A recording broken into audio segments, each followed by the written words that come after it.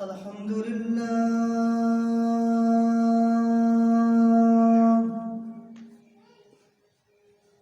الحمد لله وكفى وسلام على سيد الرسل وخاتم الأنبياء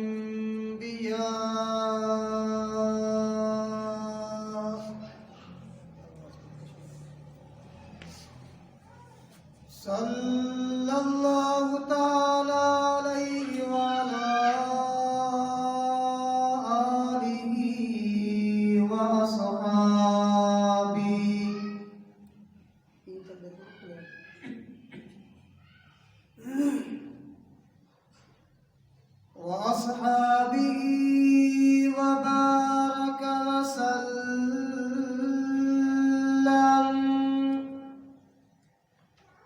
وبارك وسلم تسليما كثيرا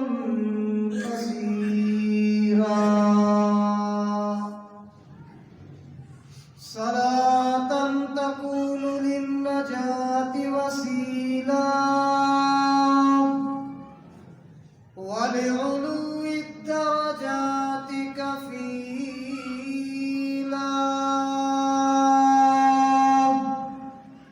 صلاة تحل بها العقد وتفرج بها الكرب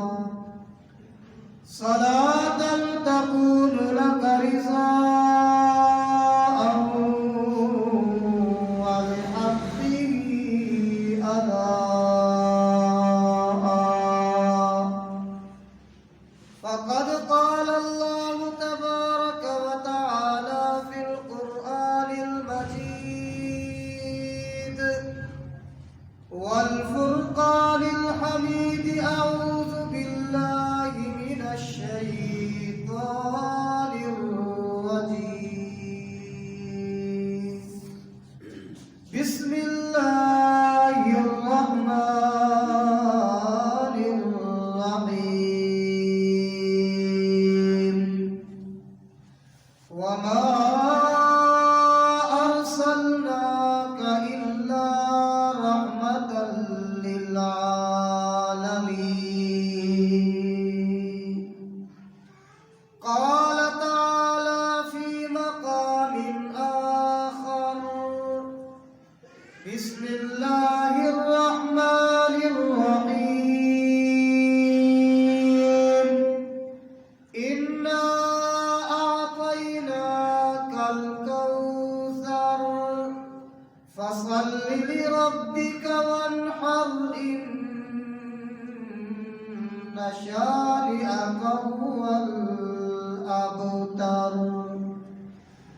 قال النبي صلى الله عليه وسلم أنا سيد ولد آدم يوم القيامة ولا فخر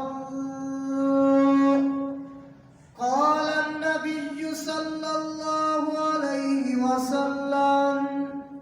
لا يؤمن أحدكم حتى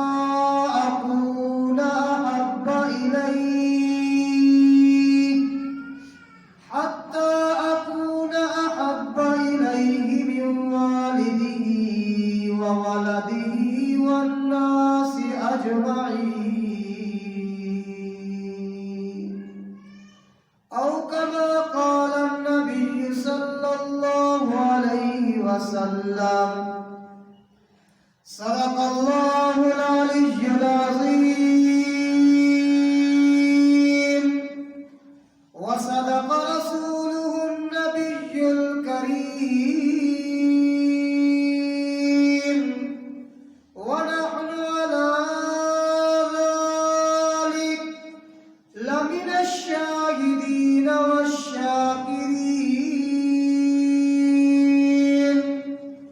والحمد لله رب العالمين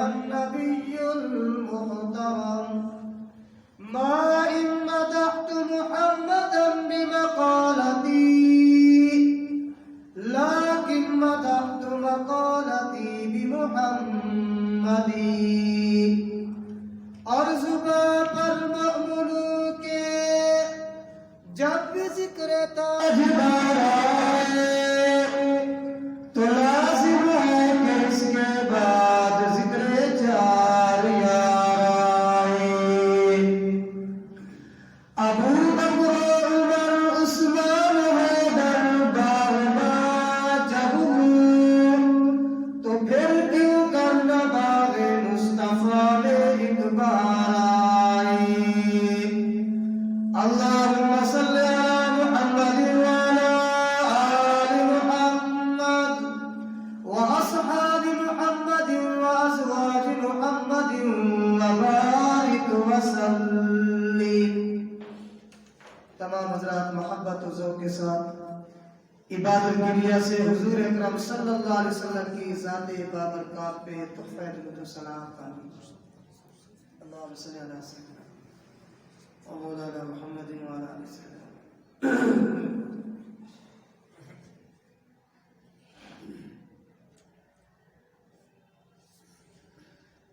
اللہ تبارک و تعالیٰ کی بے انتہا حمد و توصیف،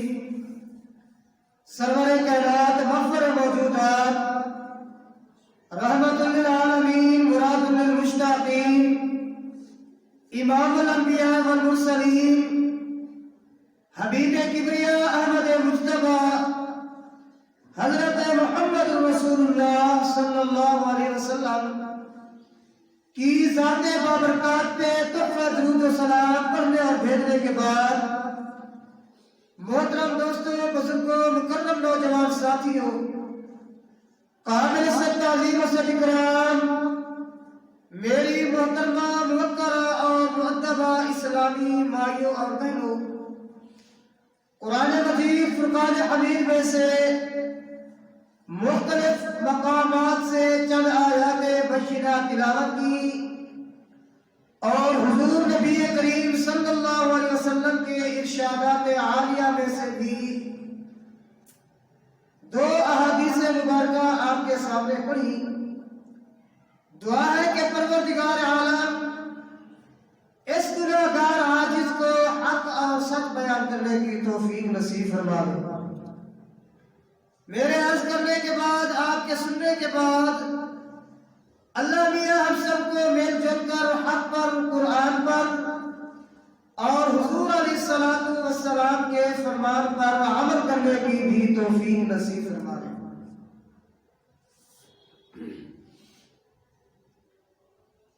گزشتہ کئی دنوں سے حضور اکرم صلی اللہ علیہ وسلم کی شان، آپ کے مقام، آپ کے کمالات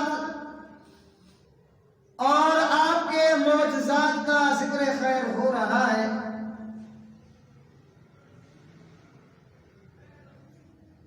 تو ابتدائی طور پر یہ بات ذہن نشین کرے، اللہ تبارک و تعالی نے جتنے نبی بھی بھیجے، جتنے انبیاء اور رسول دنیا کے اندر آئے، ہر ایک کو اللہ پاک نے معجزات سے نوازا. کوئی نبی دنیا میں ایسا نہیں آیا کہ جسے اللہ پاک نے کوئی نہ کوئی معجزہ عطا نہ کیا ہو، بلکہ حضرت جناب آدم علیہ السلام سے لے کر خاتم النبیین حضرت محمد عربی صلی اللہ علیہ وسلم کے تک جتنا بھی درمیان کے اندر نبی اور رسول آئے، تو ہر نبی کو اللہ پاک نے کوئی نہ کوئی معجزہ ضرور عطا فرمایا ہے. جب بھی سیرت کی کتابیں کا مطالعہ ہو، جب بھی انبیاء کی زندگی پر نظر ڈالی جائے، تو ہر نبی کی زندگی کے اندر کوئی نہ کوئی معجزہ اللہ پاک نے ضرور رکھا ہے. لیکن ان سے ہٹ کر جب ہم آخری نبی آقا نامدار صلی اللہ علیہ وسلم کی زندگی کا مطالعہ کرتے ہیں، تو سابقہ انبیاء کی جماعت کا جو معجزات ہیں وہ سارے کے سارے اسی آخری نبی کی ذات کے اندر پائے جاتے ہیں. یعنی پچھلے 1,24,000 الصلاۃ والتسلیمات کے جو معجزات ہیں وہ سارے کے سارے اگر کسی میں پائے جاتے ہیں تو وہ آپ کا اور میرا محبوب صلی اللہ علیہ وسلم ہے کہ سارے نبیوں کے معجزوں کو اٹھا کر اللہ پاک نے اسی آخری نبی کی زندگی میں رکھ دیا۔ آپ جس نبی کی زندگی کو پڑھیں گے تو ان انبیاء کے معجزات کے اندر کہیں نہ کہیں کوئی جھلک، کوئی دکھائی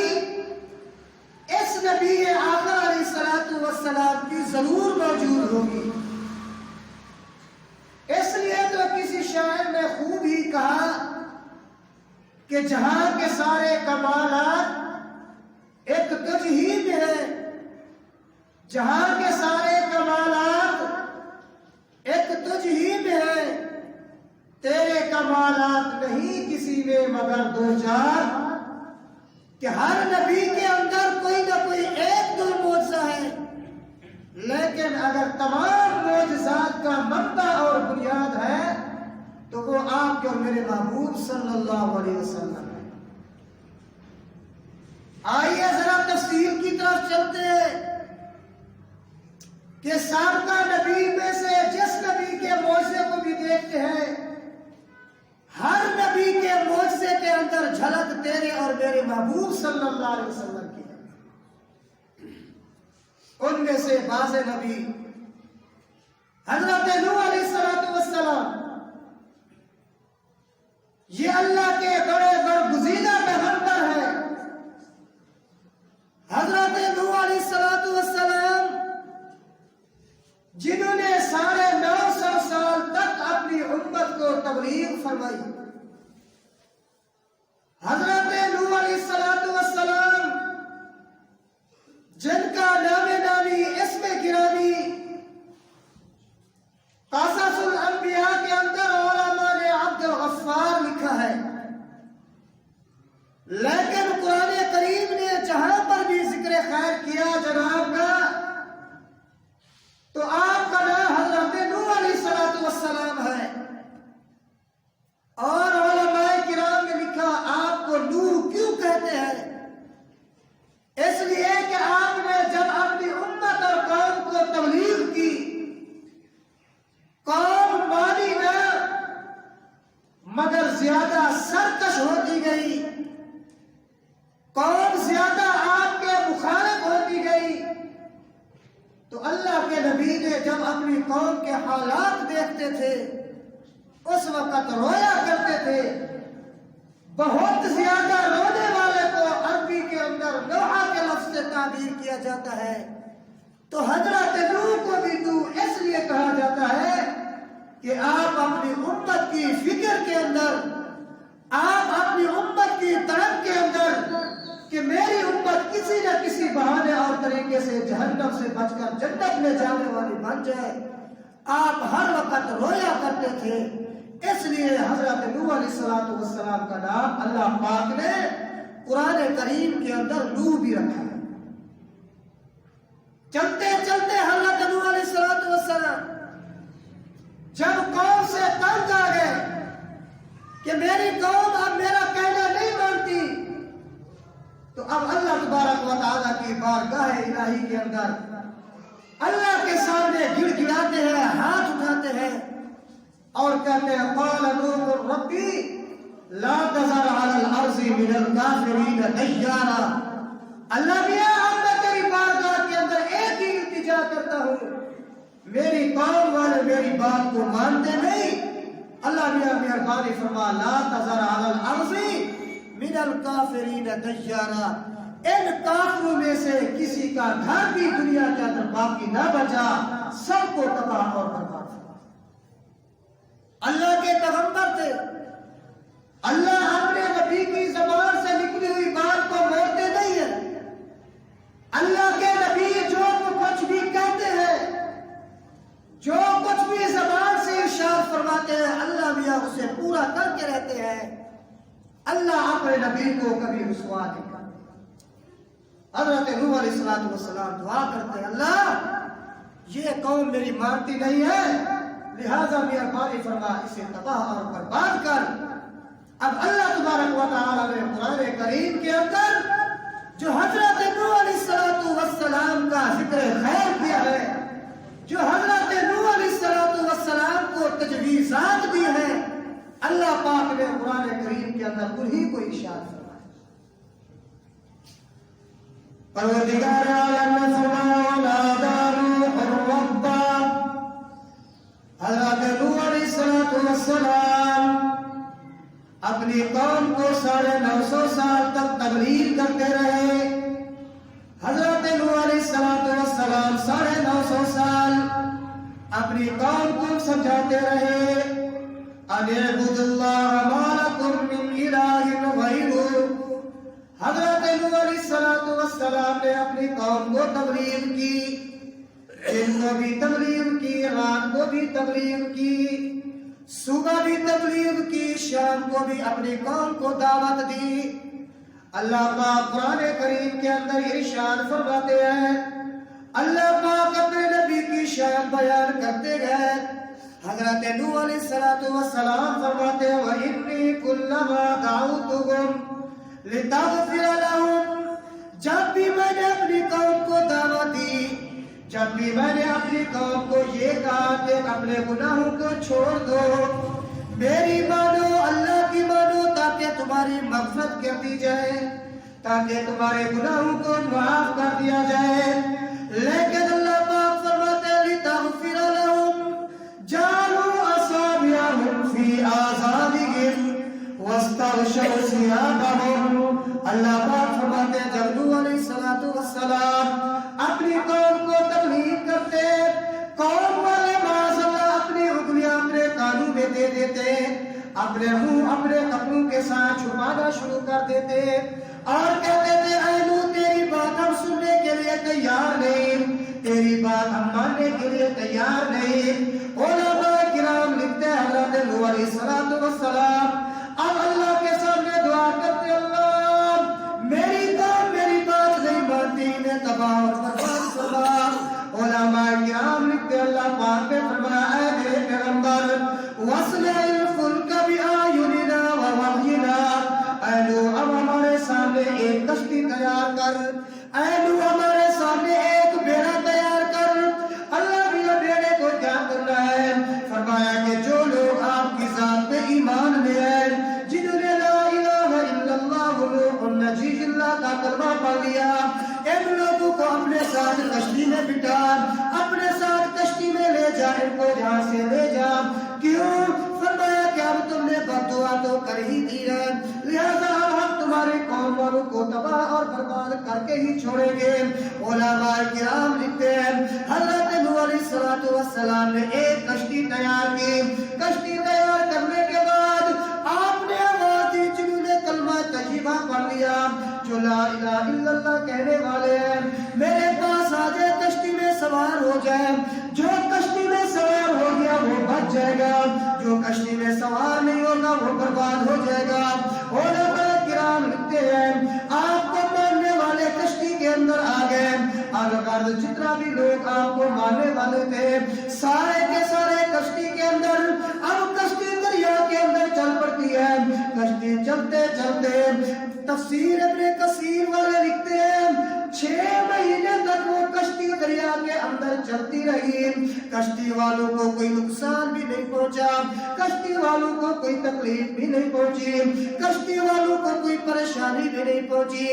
6 مہینے چلتے رہے، 6 مہینے چلنے کے بعد اب اللہ کا قرآن فرماتا ہے وَاسْتَوَتْ عَلَى الْجُودِيِّ وَقِيلَ بُعْدًا لِلْقَوْمِ الظَّالِمِينَ۔ جودی پہاڑ کے پاس کشتی جا کر ٹھہر گئی، کشتی جب وہاں پہنچی اب اللہ پاک فرماتے ہیں اے میرے پیغمبر،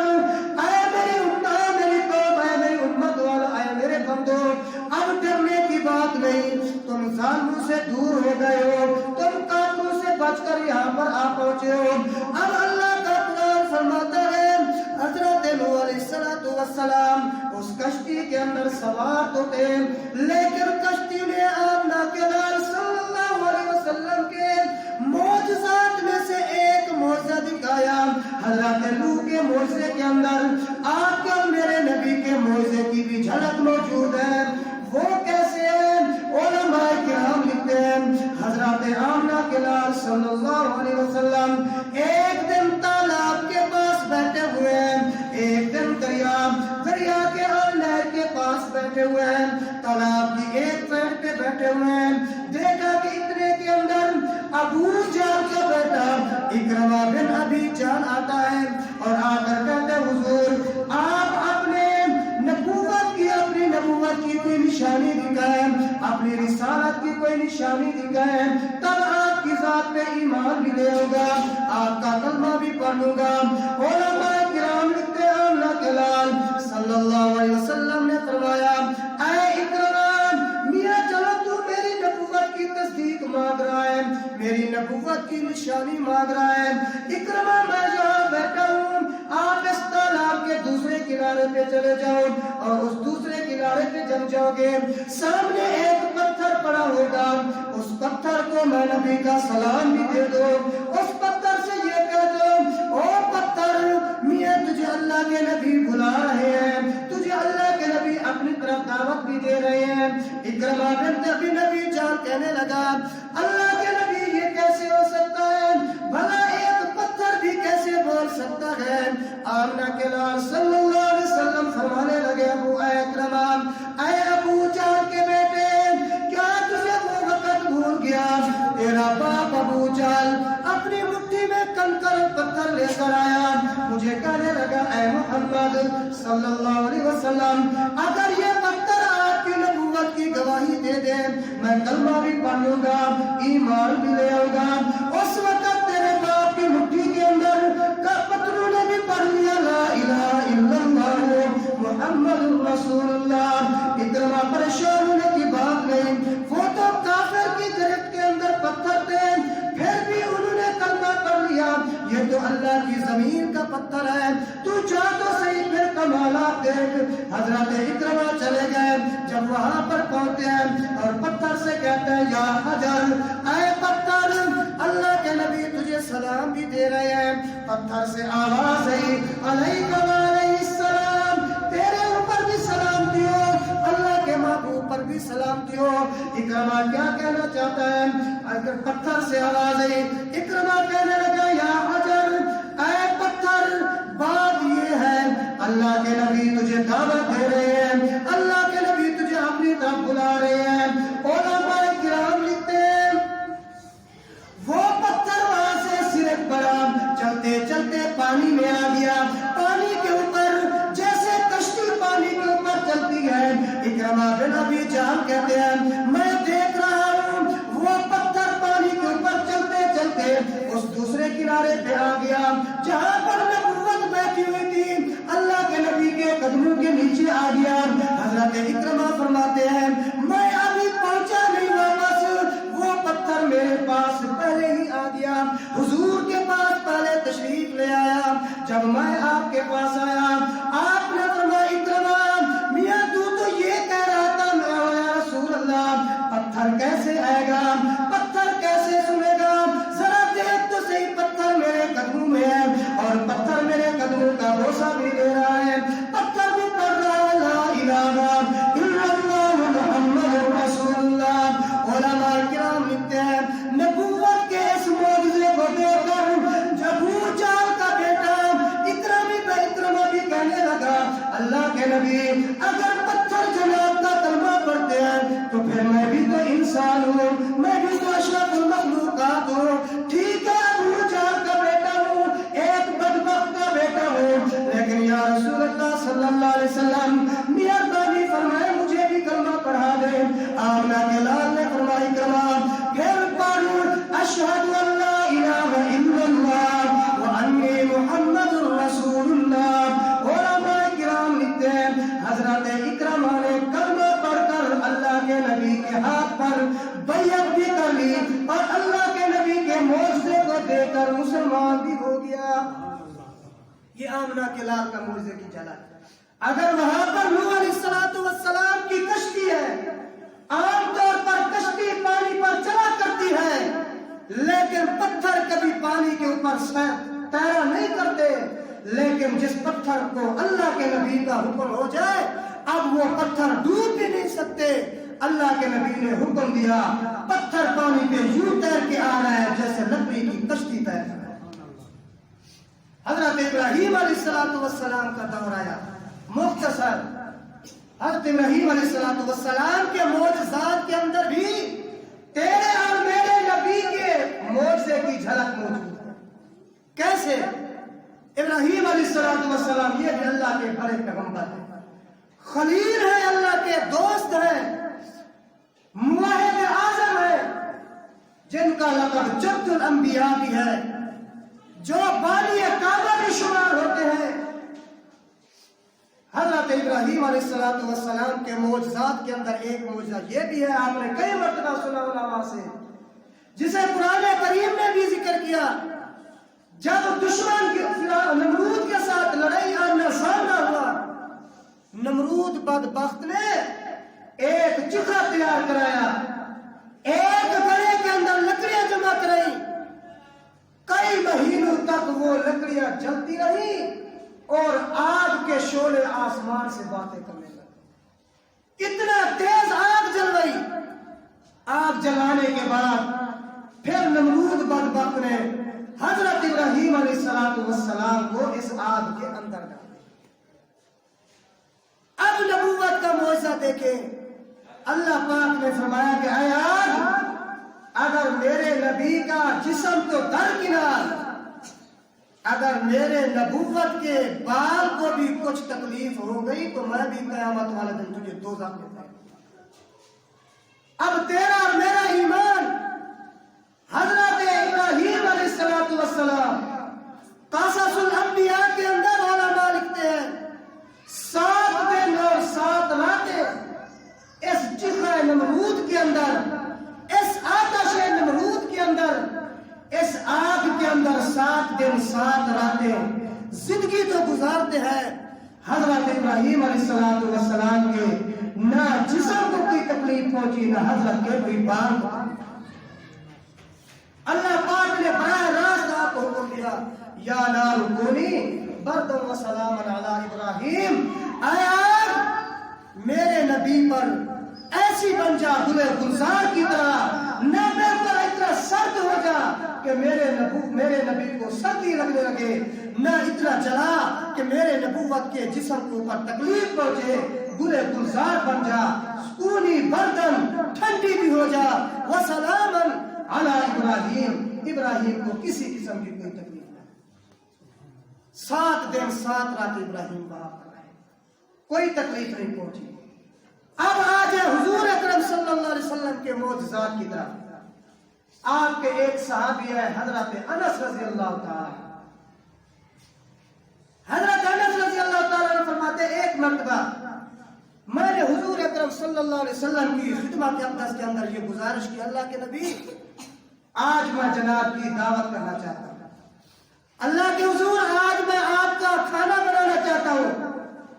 اگر مہربانی ہو جائے، اگر تھوڑی سی شفقت فرما دے تو فلاں دن فلاں ٹائم کا کھانا آپ کا میرے پاس۔ آمنہ کے لال صلی اللہ علیہ وسلم نے بخوشی قبول فرمایا۔ آپ نے فرمایا انس میاں جاؤ تم کھانا کی تیاری کرو، جاؤ تم دسترخوان کا انتظام کرو، میں نبی صلی اللہ علیہ وسلم خود تمہارے گھر میں آ جاؤں گا، انشاءاللہ کھانا اکٹھے۔ حضرات علماء کرام لکھتے ہیں حضرت انس رضی اللہ تعالی عنہ حضور اکرم صلی اللہ علیہ وسلم کے صحابی واپس چلے جاتے ہیں گھر کے اندر، گھر والی سے کہتے ہیں گھر والی آج کھانا اچھی طرح تیار کرنا ہے، آج میرے مہمان آ رہے ہیں، حضور اکرم صلی اللہ علیہ وسلم ہماری دعوت پہ آ رہے ہیں۔ گھر والی بھی بڑی خوش ہو گئی،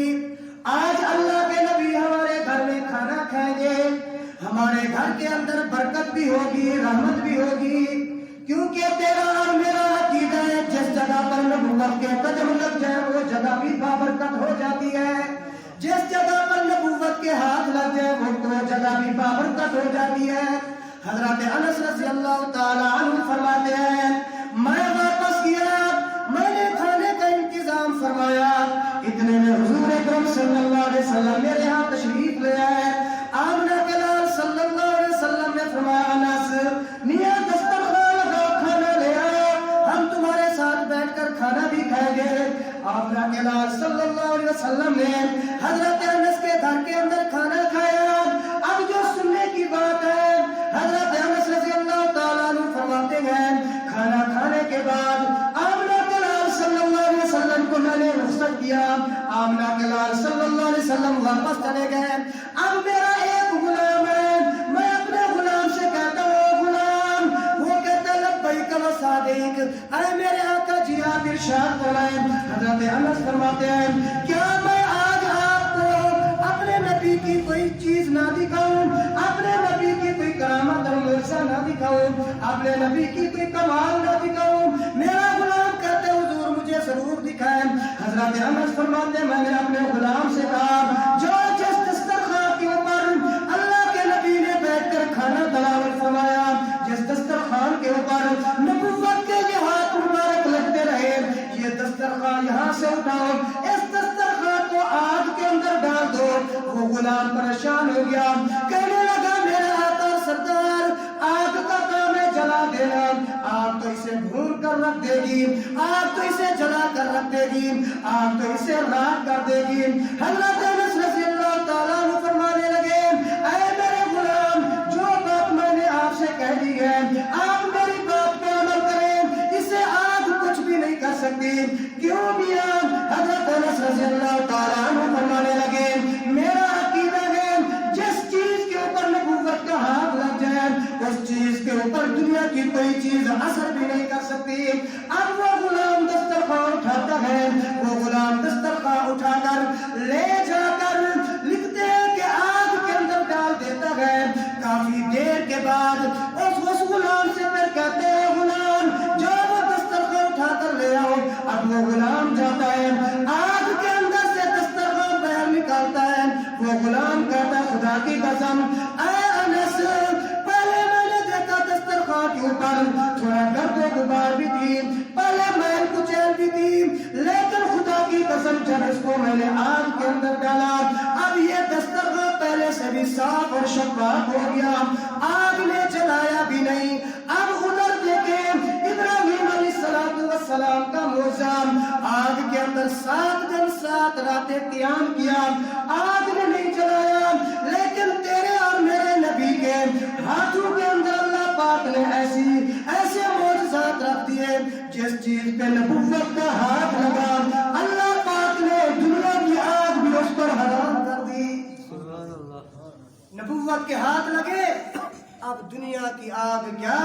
اب جہنم کی آگ بھی اس کو نہیں جلا سکتی۔ یہ حضور اکرم صلی اللہ علیہ وسلم کا معجزہ،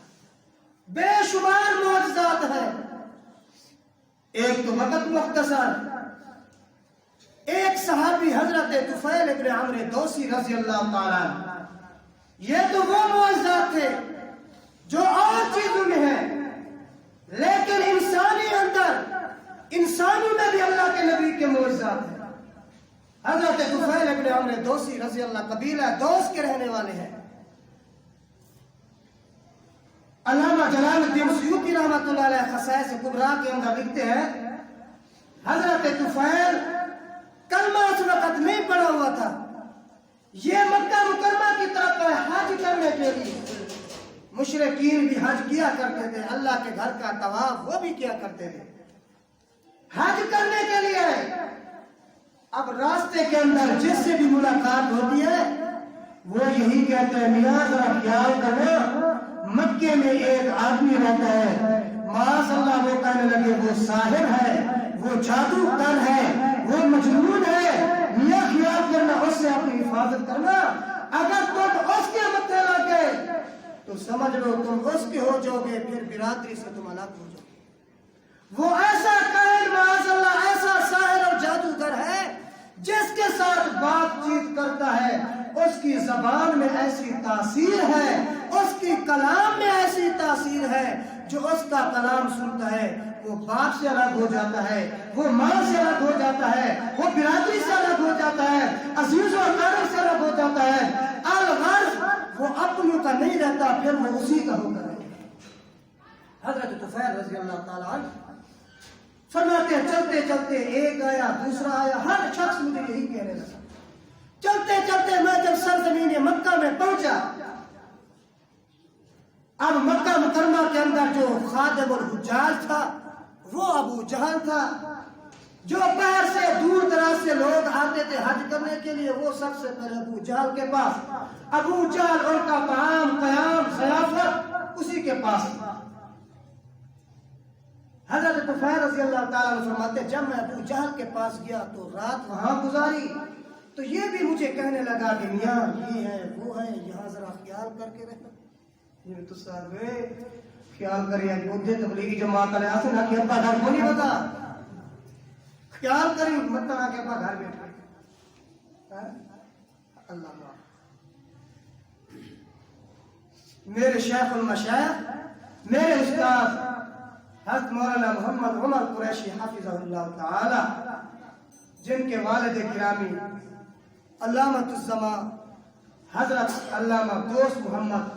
قریشی رحمت اللہ علیہ اس دنیا سے چلے گئے ہیں، بہت اللہ کے ولی تھے، اللہ والے تھے۔ میرے مرشد مربی اپنی کتاب کے اندر لکھتے ہیں جب طفیل ابن عمرو دوسی مکہ مکرمہ میں آیا، ابو جہل نے اپنی جیب سے روئی نکالی، کپاس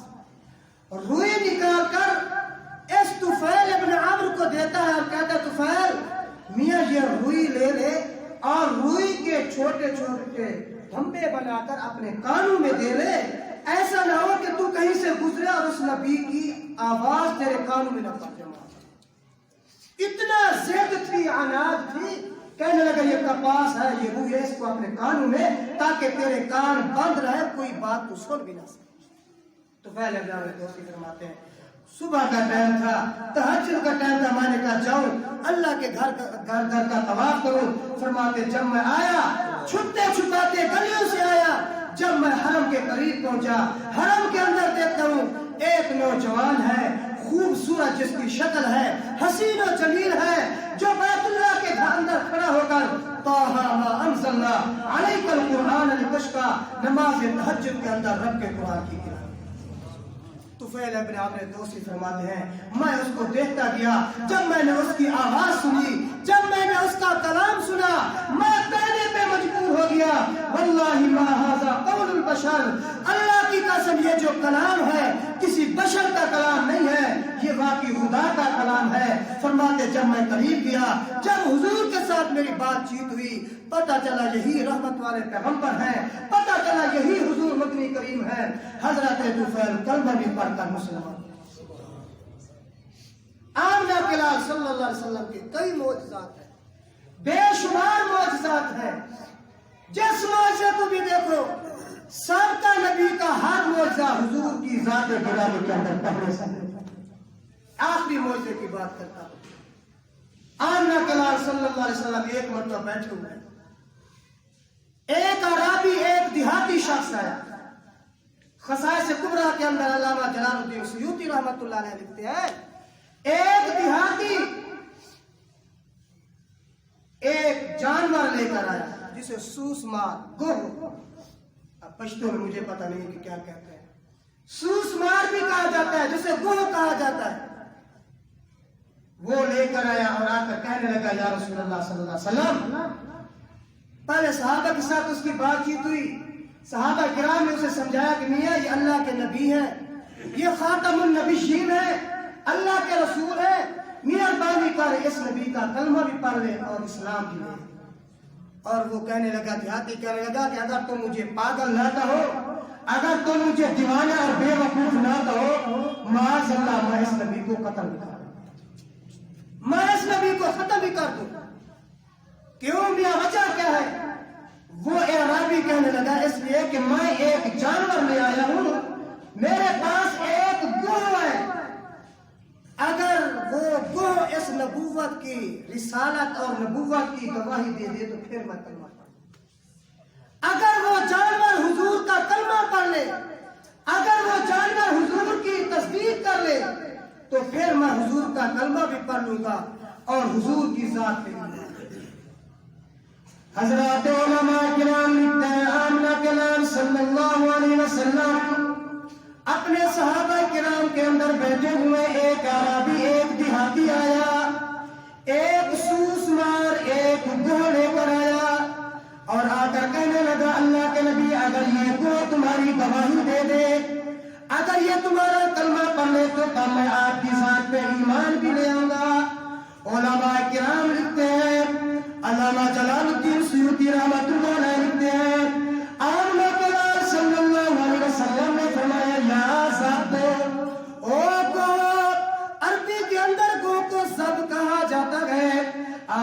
جلال نے فرمایا یا سب اے کو علماء کرام لکھتے کو واضح خالص عربی الفاظ کے اندر آواز دینے لگی لبیک و سعدیک یا رسول اللہ. اللہ کے نبی میں حاضر ہوں آپ ارشاد فرمائیں. اللہ کے نبی میں حاضر ہوں آپ حکم فرمائیں. علماء کرام لکھتے ہیں آمنہ کے لال نے فرمایا یا سب من تعبدو اے گو تو کس کی عبادت کرتی ہے, اے گو تو کس کی پوجا کرتی ہے, اے گو تو کس کا ذکر اور شکر کرتی ہے. علماء کرام لکھتے ہیں اس گو نے واضح عربی الفاظ کے اندر آواز دی اعبد اللہ الذی فی السماء عرشہ وفی الارض سلطانہ وفی البحر سبیلہ وفی الجنت رحمتہ وفی النار عذابہ. وہ کہنے لگی تو اللہ کے نبی صلی اللہ کی عبادت کرتی ہوں جس کا ٹھکانہ عرشوں کے اوپر ہے. اللہ کے نبی صلی اللہ کی عبادت کرتی ہوں جس کی بادشاہ زمین کے اوپر ہے, جس کے راستے دریاؤں کے اندر, جس کی رحمت جنت میں ہے, جس کا عذاب دوزخ میں ہے. دوسرے نمبر پہ آمنہ کے لال نے فرمایا یا سب من آنا اے کو ذرا یہ تو بتا میں کون ہوں, ذرا میرا بھی تو تعارف کرا, ذرا میری تو پہچان کروا.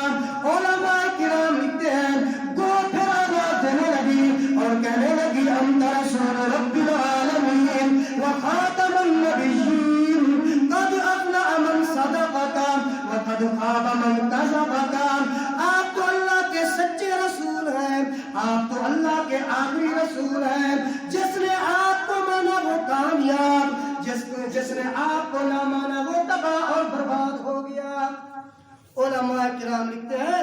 اس اعرابی نے جب اس گو سے یہ الفاظ سنے فوراً کہتے ہیں اللہ کے نبی اب مجھے کلمہ بھی پڑھا دیجئے, اب مجھے اپنا غلام بھی بنا دیجئے. آمنہ کے لال نے فرمایا قل پڑھ اے میرے امتی, اے میرے صحابی پڑھ قل لا الہ الا اللہ محمد رسول اللہ. وہ گو کی آواز سن کر وہ انسان بھی کلمہ پڑھنے پہ مجبور ہو گیا. تو یہ بھی اللہ کے نبی کیا ایک معجزہ ہے.